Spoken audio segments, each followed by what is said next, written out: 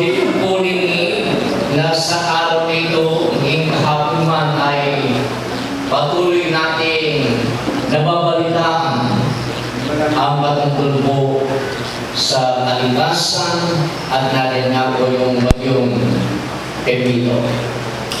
So mga kapatid, sa oras nito sa ating pong panahon, salamat sa ating Diyos na makapangyarihan na hindi man din po iyan tagla upang tayo ay hindi makadalo sa banal na gawain ng ating makalagayan.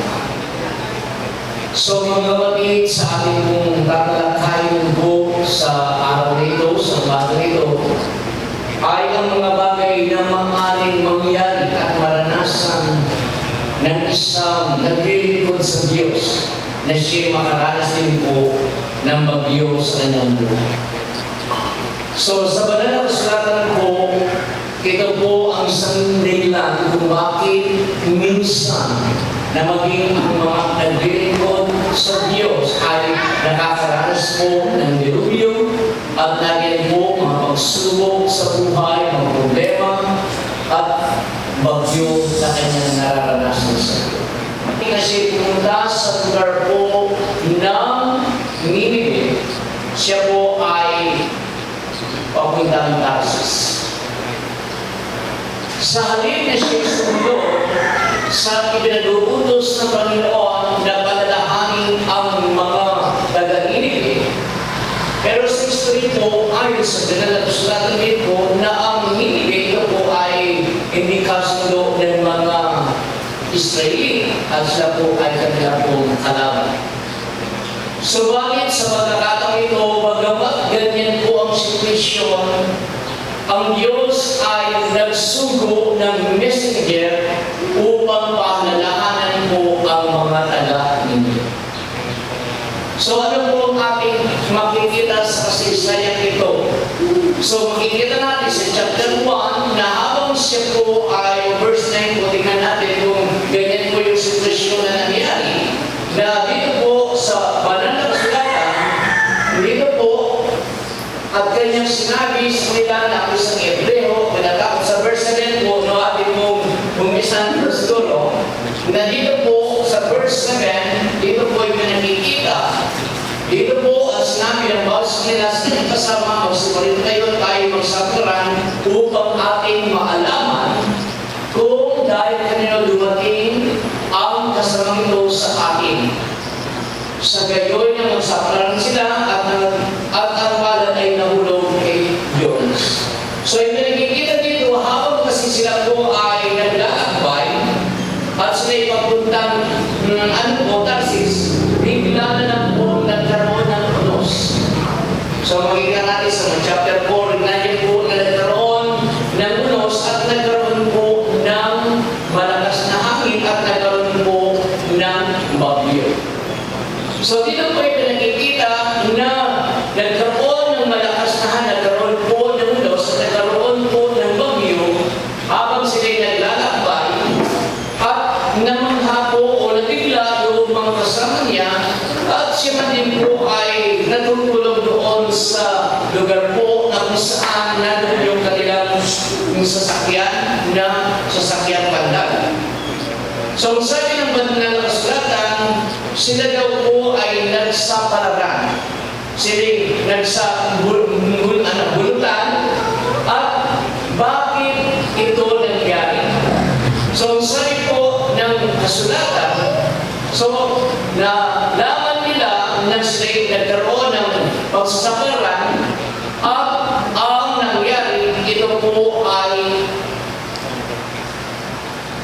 sabi roon, itinuro si Jonah.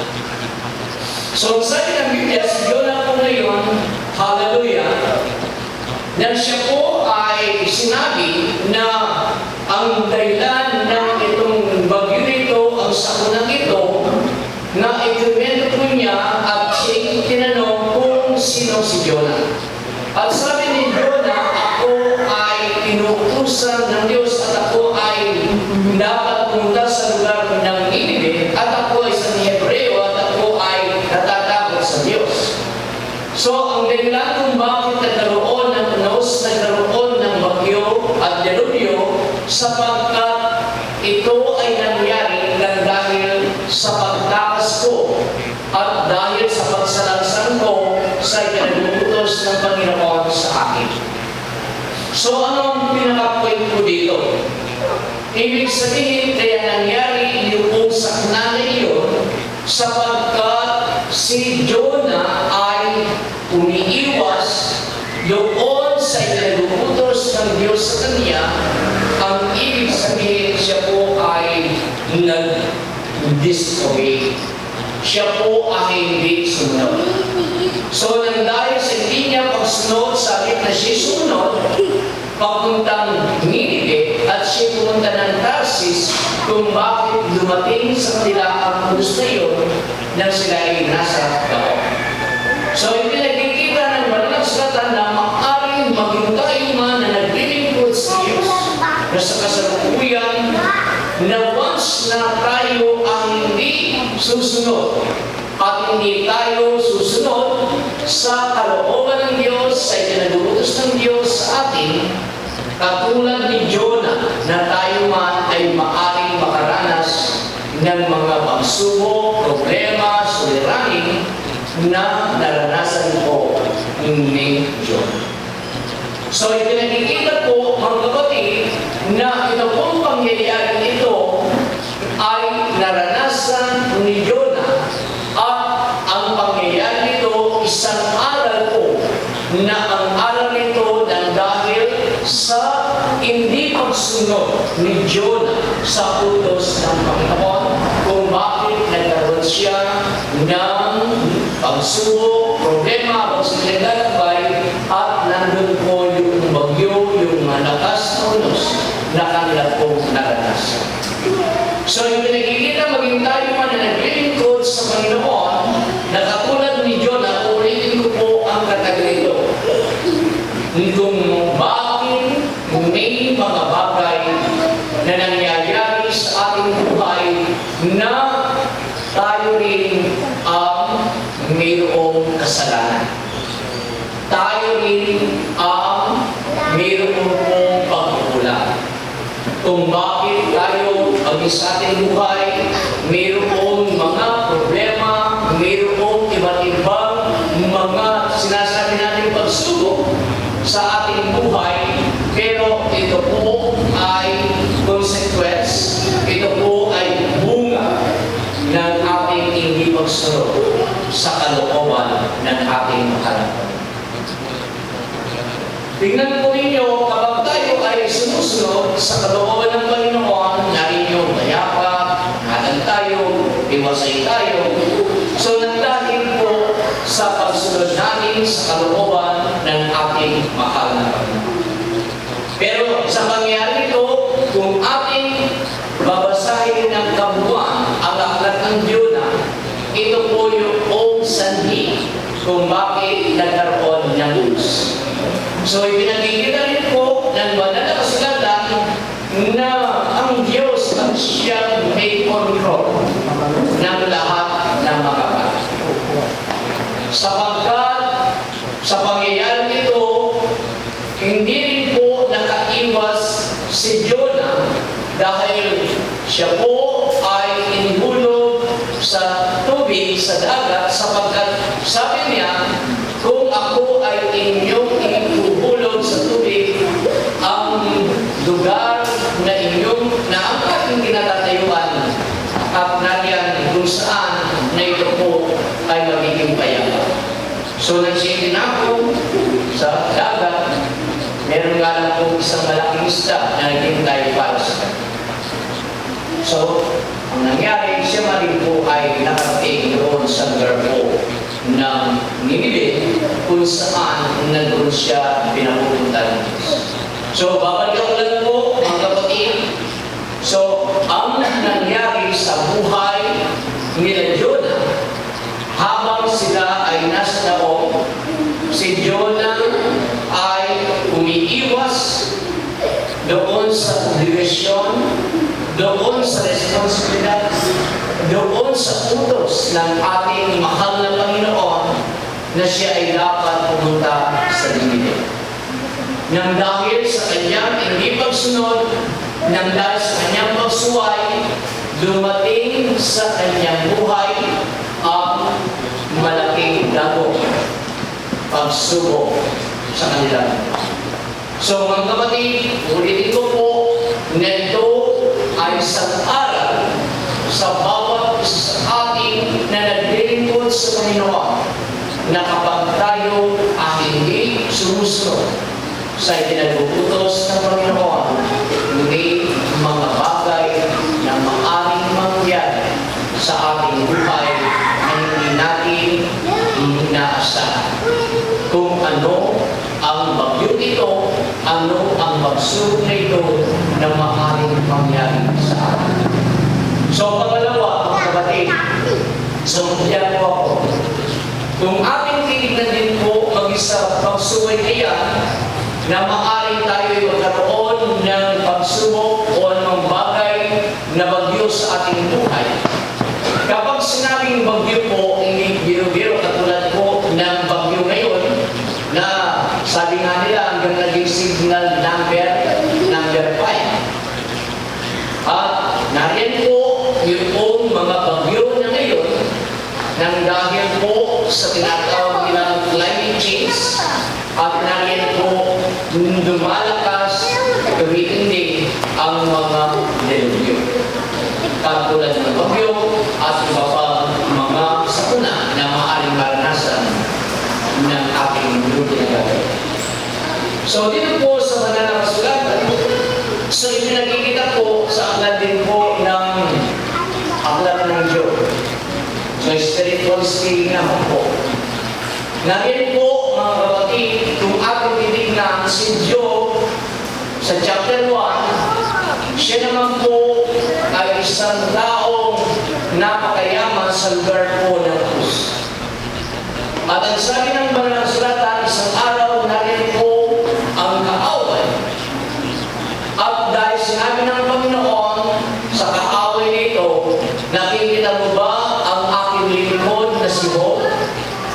Na si Job ay isang taong may takot sa Diyos, na siya po ay dapat simatpid sa harapan ng Panginoon.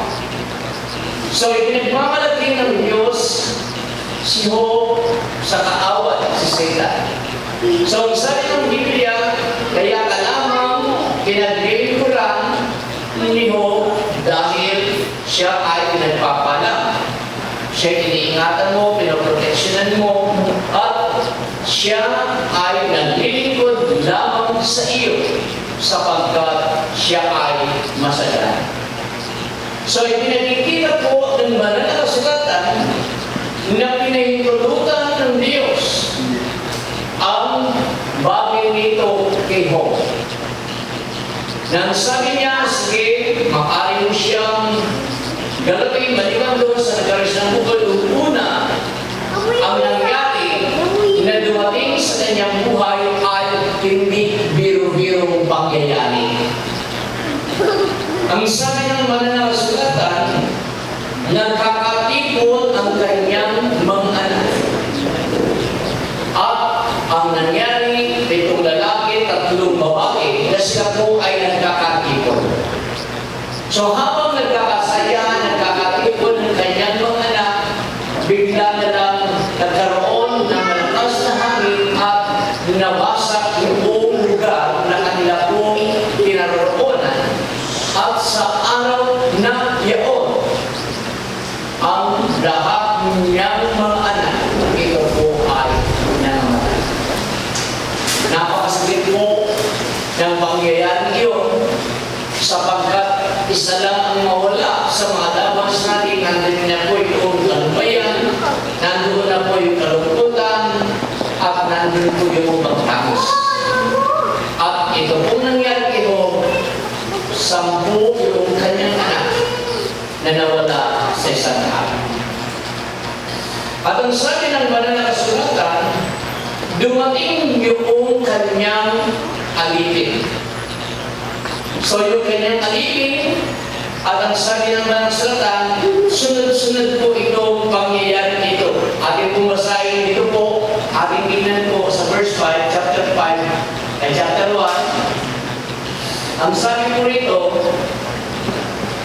sa verse 5 na lang po, mag-jump na po tayo. Ang sabi po rito, sa verse 5, at nangyari na makaraan ng katawan ng pagkikisa na si Jehovah ay nagsugo at pinagbanal sila at bumagong maaga sa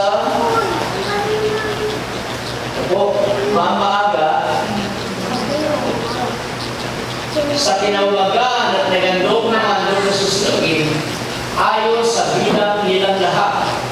Sapagkat sinabi ni Job, marahil ang aking mga anak ay nangagkasala at hinakwil ang Diyos sa kanyang mga puso, ganito ginawa ni Job na palagi. Verse 6, ito na po. Isang araw na ang mga anak ng Diyos ay nagsiparoon na nagsianak sa Panginoon na si Satanas ay naparoon din naman nakasama nila at sinabi ng Panginoon kay Satanas, saan ka nanggaling? Nang magkakay sumagot sa Panginoon at nagsabi, sa pagparoon pa rin o sa lupa at sa pagmalik na naong doon. At sinabi ng Panginoon kay Satanas, iyo bang pinansin ang aking lingkod na si Job? Sapagkat walang gaya niya sa lupa, sa sakdal at rapid na lalaki, umihiwala at umihiwalay sa kasamaan. Nang magkakay sumagot si Satanas sa Panginoon at nagsabi, natatakot ba ng walang kabuluhan si Job sa Diyos? Hindi po baga tinulong siya at ang kanyang sambayanan at ang lahat niyang tinatangkilik sa bawat dako, iyong pinagpala ang gawa ng kanyang mga kamay at ang kanyang mga pag-aari ay dumami sa lupain. Ngunit pagbuhatan mo siya ng iyong kamay ngayon at gawin mo ang lahat ng tinatangkilik at itatakpol kanya ng mukhaan. At sinabi ng Panginoon, dahil ito lahat ng tinatangkilik ay nasa iyong kapangyarihan, siya lamang ang huwag mong pagbuhatan ng iyong kamay. Sa gayoy lumabas si Satanas ng nasa harapan ng Panginoon. Ito na po yung mangyayari sa buhay po ni Job.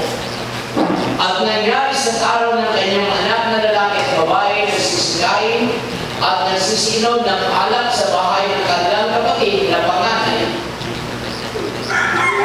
Na dumating ang sugo kay Job at nagsabi, ang mga baka ay nagsisipag-araro at ang mga asno ay nagsisipag-sabsab sa siling nila.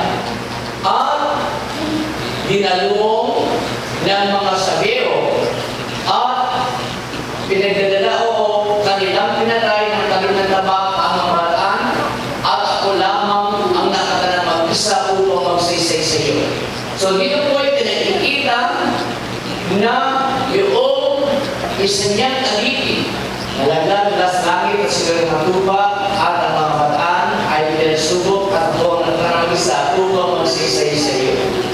So yung nakikita po dito na yung kanyang mga tupa, yung kanyang mga hiupan na ito sa oras na yun ay pinatay yung mga alagad, mga ilim niya at yung mga tupa ay kinuha at isa lang ang natira at nagsumbong at nagsumbong yung ay balita. Yung balita po kay Job. Pangalawa, samantalang siya'y nagsasalita pa, ay dumating naman ang iba at nagsabi, ang mga Kaldeo ay nagtatlong pulutong at dumalong sa mga kamelyo at pinagdadala at pinatay ng talim at mga tabak ng mga bataan at ako lamang ang nakatanang mag-isa upang magsaysay sa iyo. So, pangatlo, samantalang siya nagsasalita pa, ay dumating naman ang iba at nagsabi, ang iyong mga anak na lalaki at babae ay nagsisinom ng alak sa bahay ng kanilang bahay. Kanilang kapatid na panganay. At narin dumating ang malakas na hangin na mula sa ilang at tinampas sa kakakasulong ng bahay at lumadpak sa mga binata at sila'y namatay at ako lamang ang natatanong sa upang magsaysay sa iyo. So, ipinagkikita po ng pagkakayon. So, ipinagkikita po, mga kapatid, ang pinakapanulang po dito sa tulong ng Panginoon. So, ipinagkikita ng sunod-sunod yung mga pagsubok na kanyang naranasan. Nawala yung kanyang mga hayupan, mga tupa, mga baka, nawala yung kanyang mga alipin, at gayon din po nawala yung kanyang mga anak. Hindi po biro-biro ang nangyari sa kanya din pong buhay. So, ibig sabihin, mga kapatid, sa ating pong buhay, kung bakit may mga pagkakataon na ito'y nararanasan natin na mga pagsubok, problema, kawalan, gumagawa ng paraan ang kaaway. Gumagawa ng paraan ang kaaway upang ikaw ay mapawalay sa presensya ng Diyos.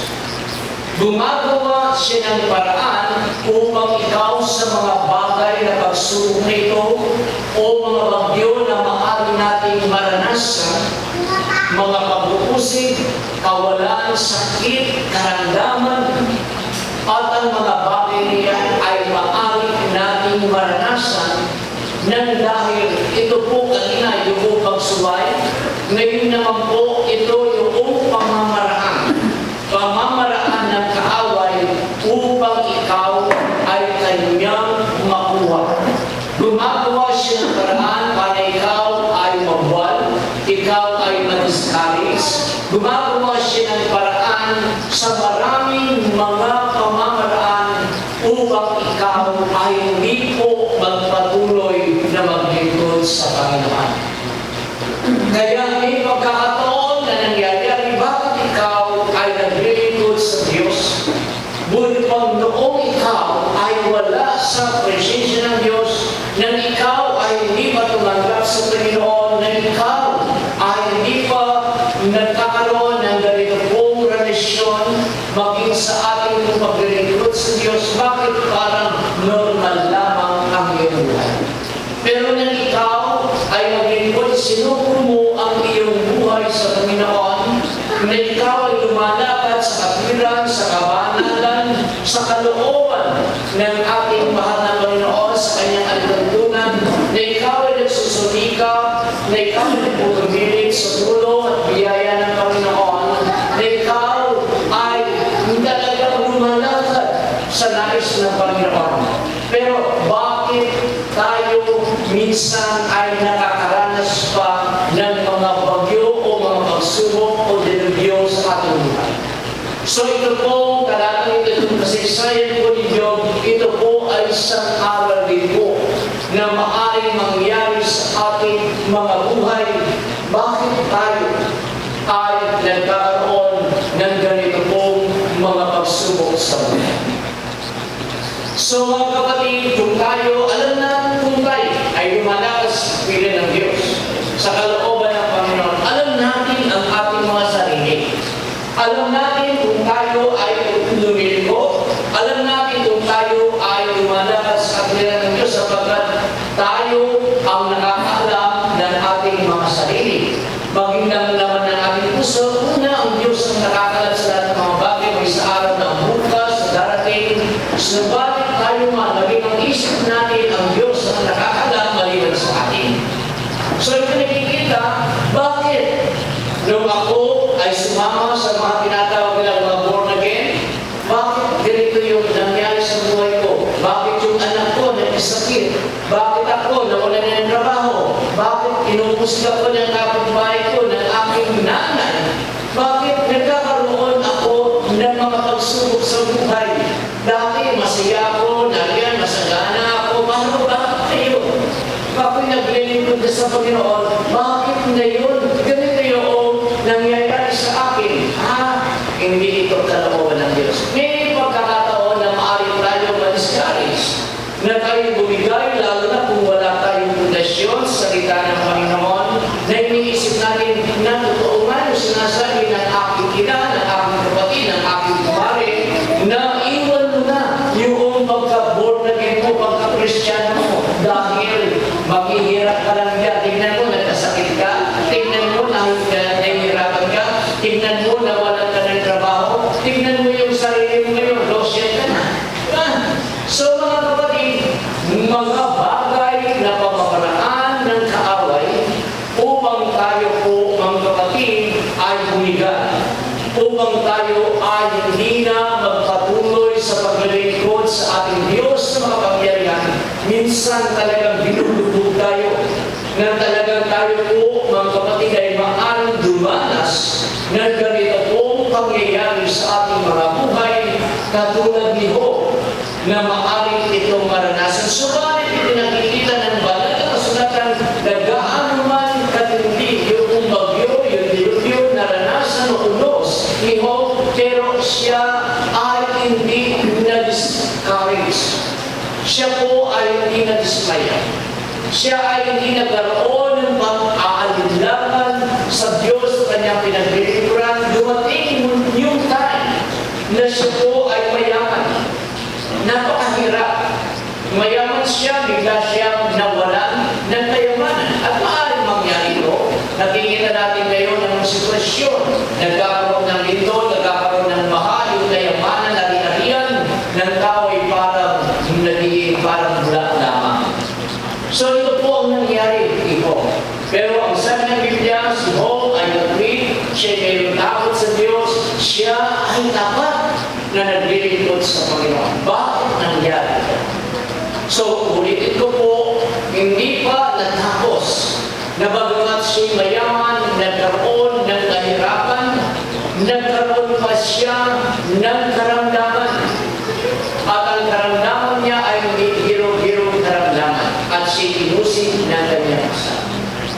Pero ipinakikita ng banal na kasulatan doon sa verse 13-15 ng aklat ng Job, nang sabi po niya dito sa chapter 13 verse 15, na ganito po ang nakasaad sa banal na kasulatan. Chapter 13 verse 15.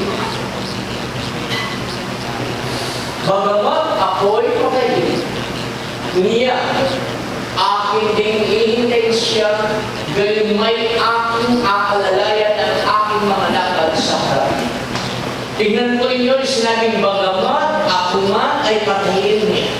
Ibig sabihin, ang kanyang buhay, na kahit siya ay mawalan ng buhay, maglilingkod pa rin siya sa Diyos. Hindi niya pinangihinayangan ang kanyang buhay na bagamat siya mawalan ng buhay, na siya ay maglilingkod na mayroong katapatan sa ating mahal na Panginoon. Ibig sabihin, hindi hadlang, hindi sagabal ang pagsubok, ang kawalan, ang problema, ang bagyo sa kanyang buhay na kanyang nararanasan. Hindi ito hadlang upang siya ay huminto sa paglilingkod sa Panginoon. Hindi nakapokus ang kanyang puso, ang kanyang kaisipan sa mga material na bagay, sa mga bagay na kanyang nakikita. Kundi ipinakikita ng banal na kasulatan na siya po, bagamat dumanas ng maraming mga pagsubok sa buhay, siya nagpakumbaba. Pinuri niya ang Diyos. At sinabi niya, maging sa kanyang asawa, nang ako ay lumabas sa mundong ibabaw nito, wala ako sa plot, ako ay hubad, at ako ay babalik ng hubad sa aking Diyos. Iyan po ang ipinakikita ng kasulatan na bagamat maraming pamamaraan, maraming mga araw o palasong kaaway, maraming talagang mga bagyo sa dinating unos na naranasan po ni Job, pero hindi siya natinag. Nakatayo pa rin siya na nagtitiwala, na umaasa, hindi siya nawalan ng pag-asa, hindi siya nagkaroon ng pag-aalinlangan sa Diyos sapagkat nakikilala niya ang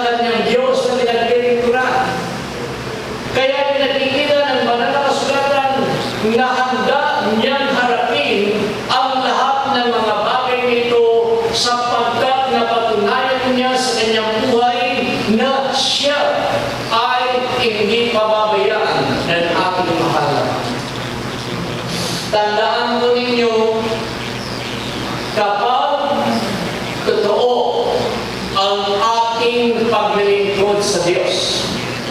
Kapag ang ating puso na ito po ay handang maglingkod na mayroong katapatan, na mayroong dalisay at malinis na hangarin at paglilingkod sa ating mahal na Panginoon, ang kaaway ay nandiyan. Gagawa at gagawa ng paraan ang kaaway upang ikaw ay kanyang makuha, upang ikaw ay kanyang mabuhay, upang ikaw ay hindi magpatuloy na maglingkod sa ating Diyos na makapangyarihan, ang ating Diyos na manal, na maaaring katulad ni Job na ang ginamit ay ang kanyang asawa, na siya isang naging persecutor, siya po ay umusik na mismo ang asawa niya. Bakit hindi mo ba itakwil ang iyong Diyos upang ikaw ay umatay? May pagkakataon na mismo mga mahal natin sa buhay ay maaaring gamitin ng kaaway upang ikaw ay manismayan, upang ikaw ay magalinlangan, upang ikaw ay hindi na magpatuloy na maglingkod sa ating Panginoon. Ibinigay ng ating Amang makapangyarihan ang kasulatan. Ito ang siyang magiging gabay natin upang sa ating paglilingkod sa ating mahal na Panginoon, na anuman ang inyong nararanasan at ating nararanasan sa ating buhay, ang buhay na salita ng Diyos, ang banal na kasulatan, ang kasulatan ng Biblia, dito tayo kinakailangan tumitingin. Kung ano yung mga bagay na ating nararanasan sa ating buhay, alam natin kung ito ay bunga ng kasalanan, alam natin kung tayo gumagawa ng kalokohan, alam natin sapagkat tayo ang mayroong sarili. Pero kung wala tayong ginagawa na kalokohan o mga bagay na kamalian, katulad po ng naging buhay ni Job, tandaan mo ninyo, dumating man ang mga dilubyo, bagyo sa ating buhay, tandaan mo ninyo, magpakatatag kayo.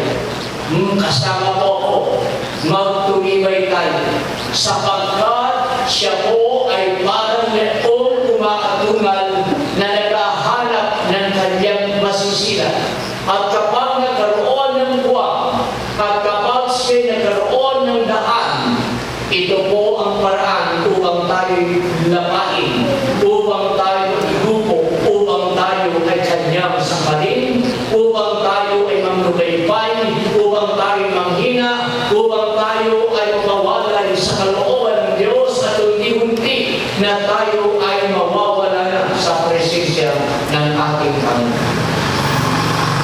So may pagkakataon, bakit noong tayo ay naglingkod sa Panginoon, ulitin mo, bakit mayroong mga bagay na iniisip natin na hindi ito nangyayari? Pero bakit nang tayo ay naglingkod sa Panginoon, bakit maraming mga problema, pagsubok na ating naranasan? Tandaan po natin, iyan ay mangyayari at mangyayari kapag ang buhay mo ay isinugong mo sa ating Diyos na makapangyarihan. Sapagkat tayo ay naririto sa mundong ibabaw nito at narito din ang kaaway. At ang sabi nga ng Biblia sa James, 2 Corinthians 4:4, mayroong Diyos ng sanlibutan. 2 Corinthians 4:4, binulag ng Diyos ng sanlibutan ang kaisipan ng tao. So, ibig sabihin, mayroong Diyos ng sanlibutan at walang iba kundi ang kaaway. Kaya makita natin sa mundong ibabaw nito na karahasan, kasamaan ang nangyayari sa buong mundo. Kaya mga kapatid, sa halimbawa na ibinigay ng Diyos na si Job ay nanatiling tapat sa ating Panginoon. So kung sakali na sa inyong paglilingkod ngayon, ulitin ko po matagal ito. Bakit ngayon kayo ay dumaranas ng kawalan? Kung tayo man ay nagkakaroon ng karamdaman, kung tayo man ay naghihirap ngayon sa kasalukuyan, kung ito man ay pamamaraan ng kaaway sa inyong buhay, patuloy lamang po ang pagtitiwala sa Panginoon. Patuloy lamang po ang pananalig sa Panginoon. At huwag na huwag kayong hihilo. Huwag na huwag kayong madidiscourage. At huwag na huwag kayong mawawalan ng pag-asa. Hanggang tayo ay mayroong lakas. Hanggang tayo ay mayroong hininga. Kinakailangan tayo ay nagpapatuloy na sumasamba at naglilingkod at maglilingkod sa Panginoon. Ano man ang mangyari. Sapagkat kapag tayo ay naisahan ng kaaway at kapag tayo ay nanalo at nagabi ng kaaway, isang diyak na bagay kung ikaw ay hindi natatayo at magpapatuloy at lalaban sa paglilingkod sa Panginoon, ang ating matutulungan ay ang walang hanggang kaparusahan. Iyan ang layunin ng kaaway. Ang layunin niya na ikaw ako kung bakit gumagawa siya ng paraan upang tayo ay mawawala sa presensya niya. Tandaan mo ninyo, maging tapat tayo. Maging tapat tayo sa harapan ng ating Diyos sa kapangyarihan. Ano man ang mangyari. Pagsubok man, nariyan man yung pagpapala, biyaya, kawalan, karamdaman, kagalingan, ano man ang ating sitwasyon sa buhay, kinakailangan na tayo ay maging tapat sa ating mahal na katapatan ang nais ng ating mahal na. Kaya mga kapatid, sabihin sa banal na kasulatan, tingnan ko rin. Ang bagyo, hindi ito kasama sa mga sinabi ng Panginoon. Hallelujah! Sa mga tanda sa muling pagbabalik ng Panginoon. Mayroong lindol, mayroong dira, na iyan ay nakasaad sa muling pagbabalik ng Panginoon. Subalit, ang bagyo, literal na bagyo, ay hindi kabilang sa mga signs sa muling pagbabalik ng Panginoon.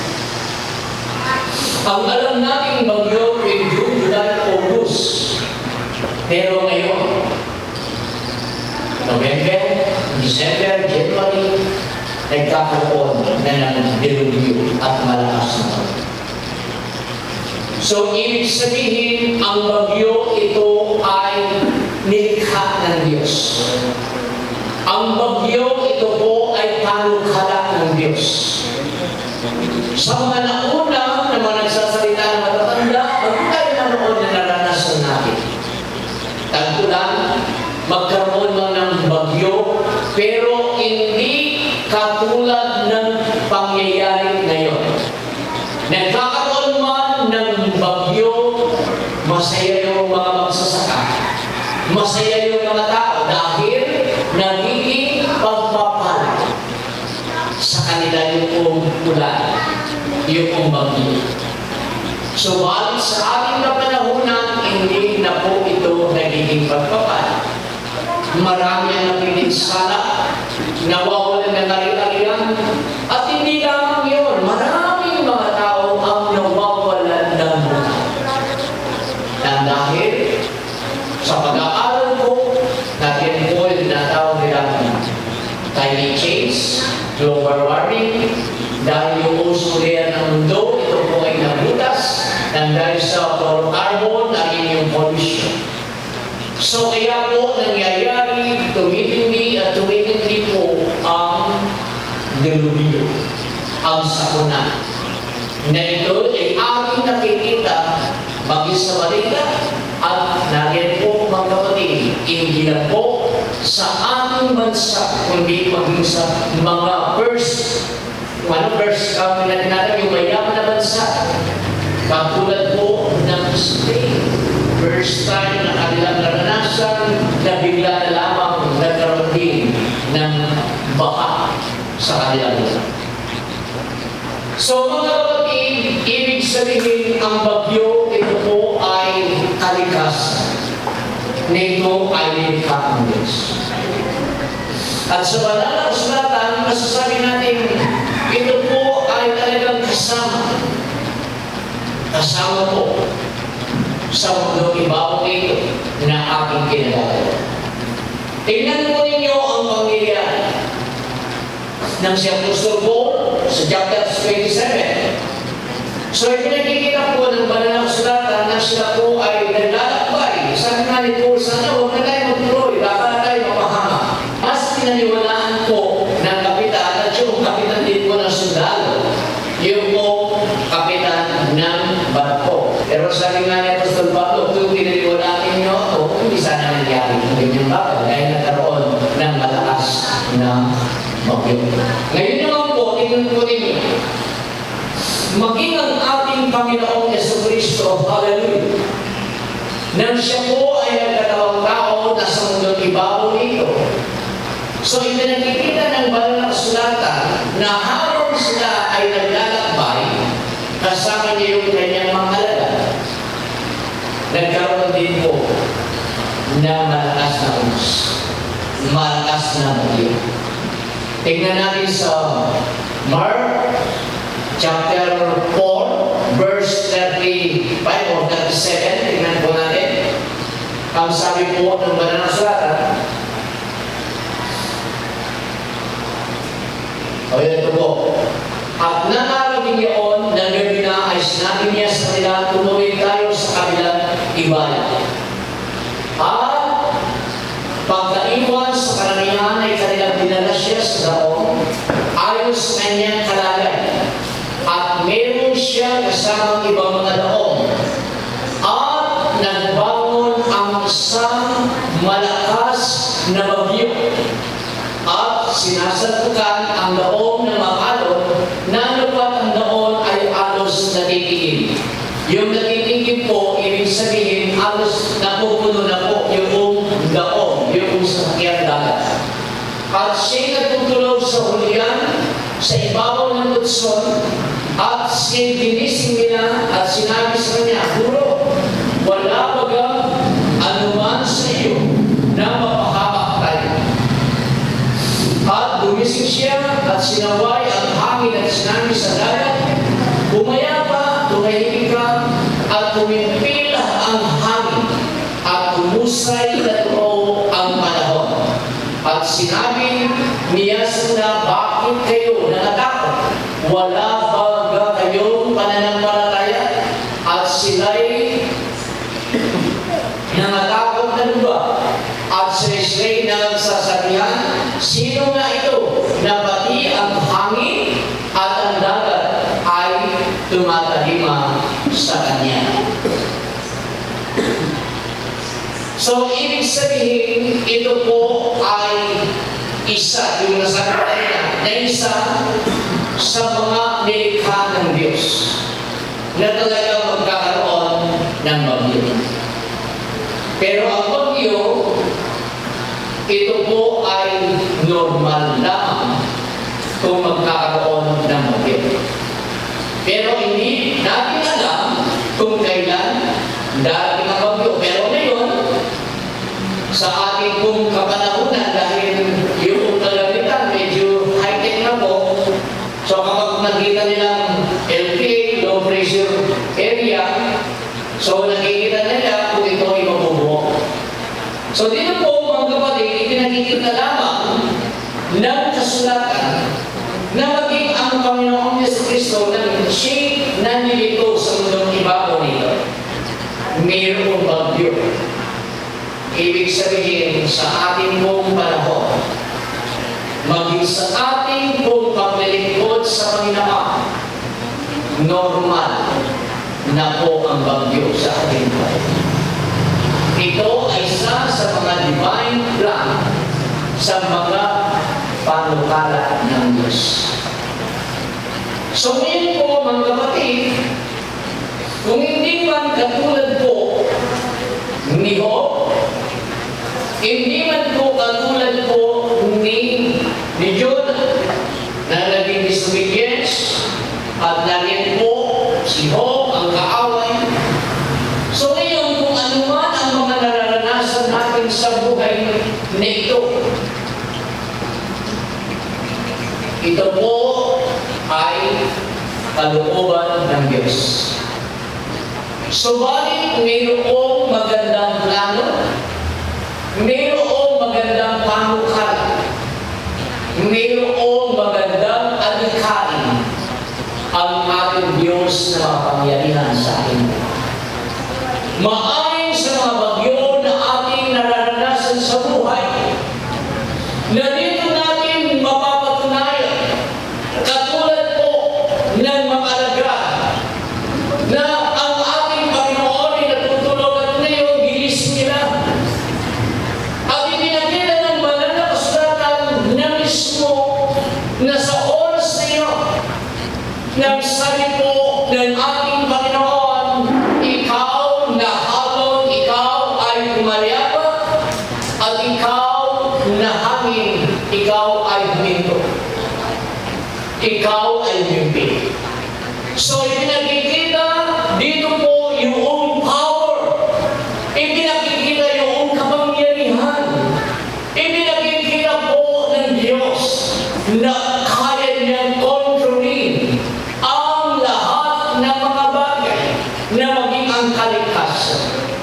My brethren in Christ, mga kapatid ko kay Kristo sa Panginoon, kung anuman ang mga bagyo niyan, pagsubok, delubyo, mga problema, suliranin, anumang hirap, anuman gaan ng kabigat, huwag ninyong kalilimutan na mayroong tayong Diyos na makapangyarihan, na mayroong tayong Diyos na dapat asahan, na mayroong tayong Diyos na dapat tawagan, na mayroong tayong Diyos na magmahal, na siya mapagkalinga, na ikaw ay nandang tulungan ng ating mahal na Panginoon. At yan ang huwag na natin kalilimutan sa ating buhay na patuloy na magtiwala sa ating mahal na Panginoon. Pero sino sa inyo ang hindi nakaranas sa kapangyarihan ng Diyos?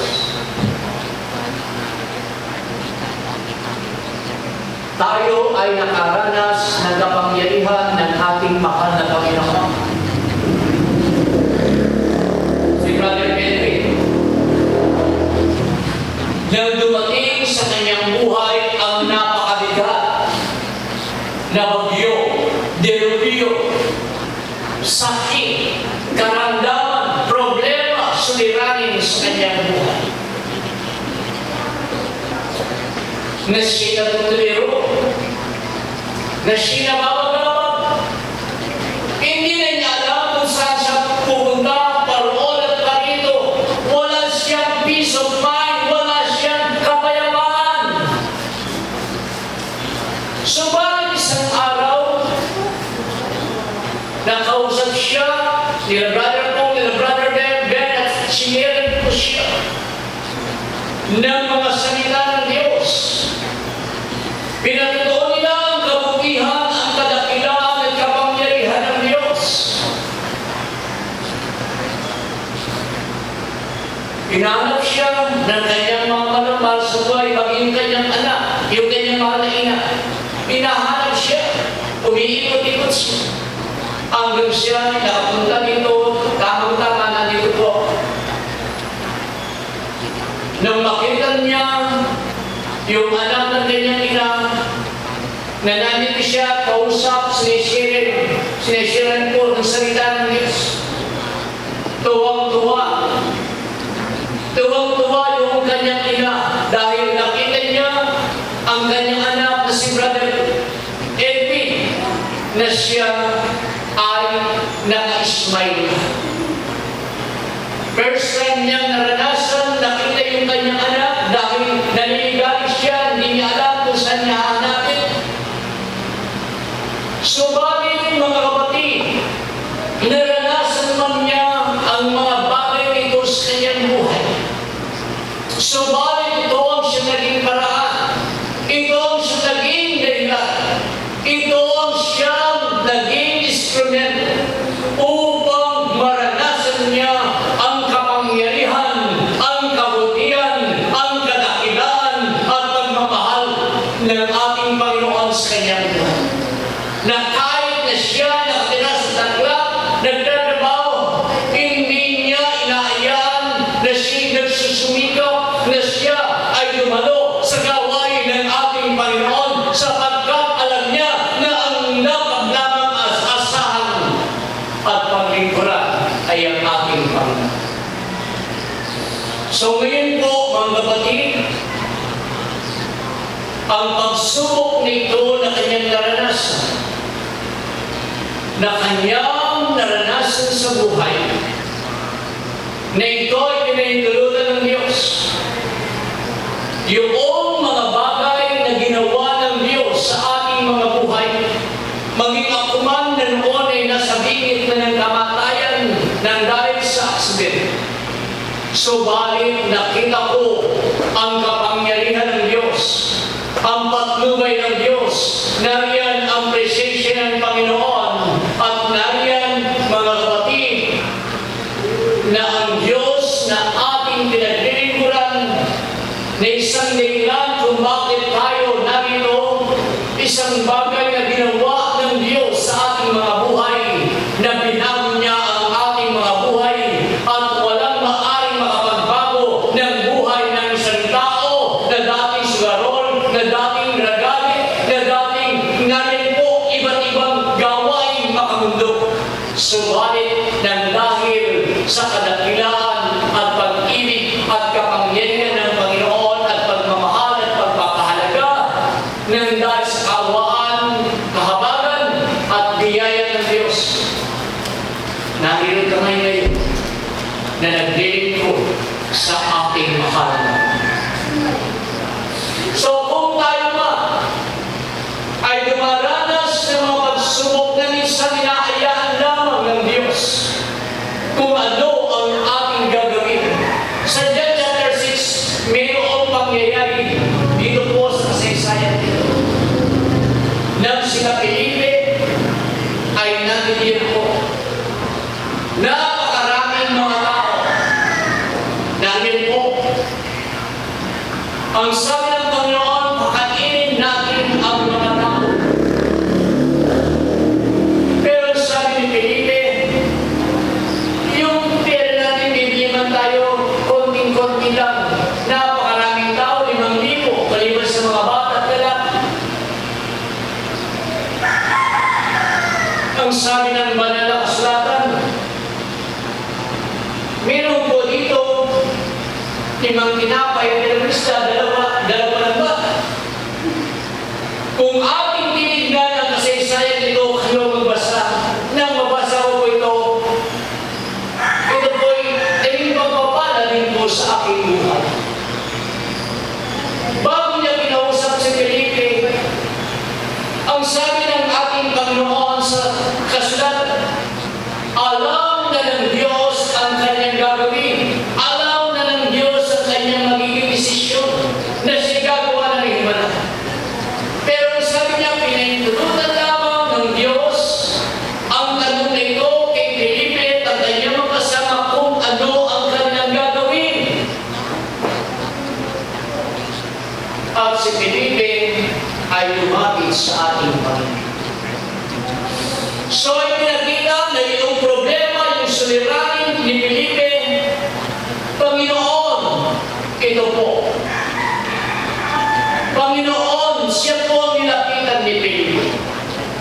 Bagamat iniisip niya napaka-imposible na sa tinapay nito 5,000 nakakain.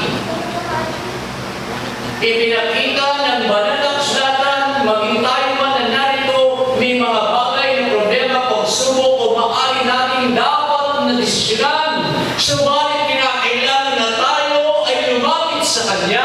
Kinakailangan na tayo ay magpakumbaba sa harap niya. Kinakailangan na tayo ay umasa sa Kanya, na tayo magtiwala sa Kanya. At ang Diyos ay maaaring gumawa ng himala at milagro sa mga bagay na ito. Mayroong kasing mga bagay na ating ginagawa minsan sa ating mga desisyon na papangunahan na natin ang Panginoon, hindi na natin ay sasangguni sa Kanya. Kaya,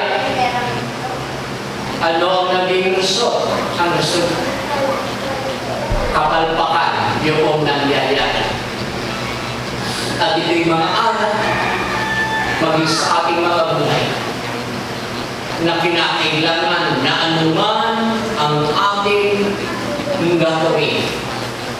Kinakailangan ipagkatiwala sa Kanya, isangguni sa Kanya, sapagkat Siya ay mayroong magato at walang limitasyon ang kapangyarihan ng ating Diyos na pinag-ilit. Maging ang bagyo yan, kayang-kayang painuin ng Panginoon kung loloobin ng Diyos. Dahil Diyos, dahil sovereign siya, dahil makapangyarihan Diyos.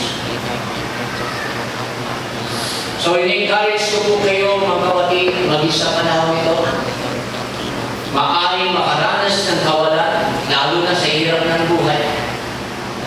Anuman ang maaaring maranasan ng bawat isa sa atin, huwag tayong ihito.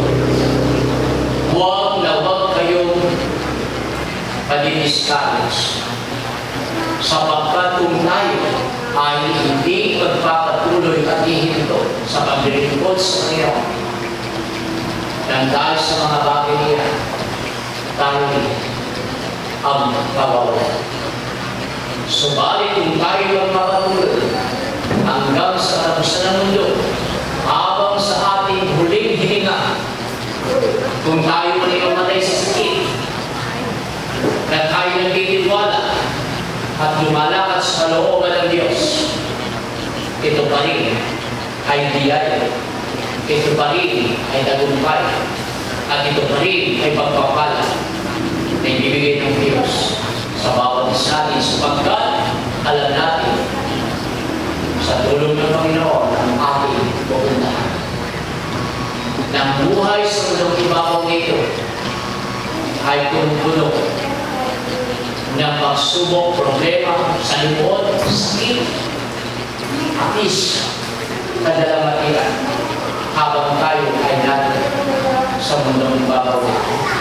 At magwawakas ang lahat ng mga bagay niya kung tayo ay pupunin ng ating mahal. Kaya mga kapatid, encourage natin yung mga kapatid na magpatuloy siya. Anuman ang mga nararanasan nila ngayon, pagpatuloy lang tayo sa kanila. Ito ang panahon upang tayo magsumikap. Ito ang panahon upang tayo magpakain sa paglilingkod sa kanila.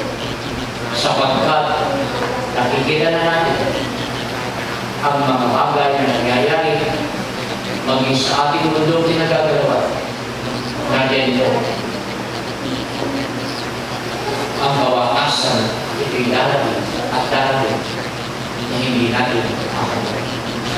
So sa mga kapatid na rito, magkakat marami, wala po ngayon, dahil sa Tokyo, hindi ba naman may mga talagang risiko. Pero lagi po, ang kapatid, pagpatuloy lang po